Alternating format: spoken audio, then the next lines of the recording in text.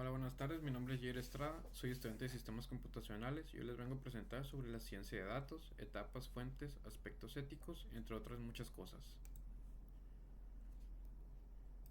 Para empezar, ¿qué son los datos? Los datos son una forma cruda de información sin el significado o la utilidad adecuados a menos que se procesen y transformen en formas significativas. Existen varios tipos de datos.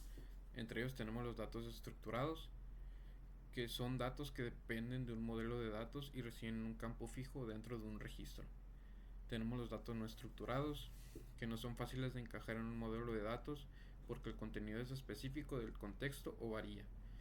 Tenemos el lenguaje natural, que este es un tipo especial de dato no estructurado, que es difícil de procesar porque requiere el conocimiento de técnicas específicas de ciencia de datos y lingüística. Tenemos los datos generados por máquina, que es información que se crea automáticamente por un ordenador, un proceso, aplicación u otra máquina sin intervención humana. Tenemos los basados en gráficos, donde un gráfico es una estructura matemática para modelar las relaciones entre los objetos. Y tenemos audio, video e imágenes, que son datos que representan contenido de multimedia. Una vez que tenemos los datos, lo que sigue son procesarlos. El procesamiento de datos ocurre cuando se recopilan y se convierten en información útil. El procesamiento de datos comienza con los datos en su forma bruta y los convierte en un formato más legible, dándoles la forma y el contexto necesarios para ser interpretados por las computadoras. Este proceso consta de 6 etapas. La primera es la recopilación, donde se obtienen los datos de diferentes fuentes. Luego seguimos con la preparación. Aquí es donde se limpian y se depuran los datos. Luego sigue la entrada, donde se cargan los datos a un sistema. El procesamiento, donde se aplican algoritmos o reglas para analizarlos.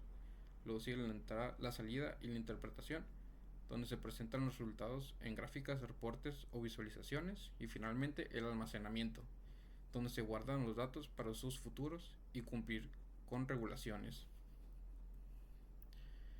Okay. Ahora vamos a hablar de las formas en las que se recopilan los datos. Existen varias formas, entre ellas se encuentran las encuestas, que son cuestionarios estructurados que se aplican a un grupo amplio de personas. También están las entrevistas, que consisten en hacer preguntas directas a una persona o a un grupo. Está la forma de observación, que consiste en observar el comportamiento de los sujetos en su entorno natural sin intervenir. Los grupos focales, donde se reúnen entre 6 y 12 personas para discutir un tema específico, y la revisión de registros, que consiste en analizar información existente. Ahora vamos a hablar sobre los tipos de formatos de datos. Los datos se pueden encontrar en una amplia variedad de formatos, como archivos de texto plano, .txt, datos estructurados como .json, formatos de imagen como JPG, PNG, de audio MP3, de video MP4 y formatos de documentos como PDF. La elección del formato depende del tipo de datos, el propósito de su uso y el software con el que se vayan a procesar. Ok, ahora las maneras de almacenamiento.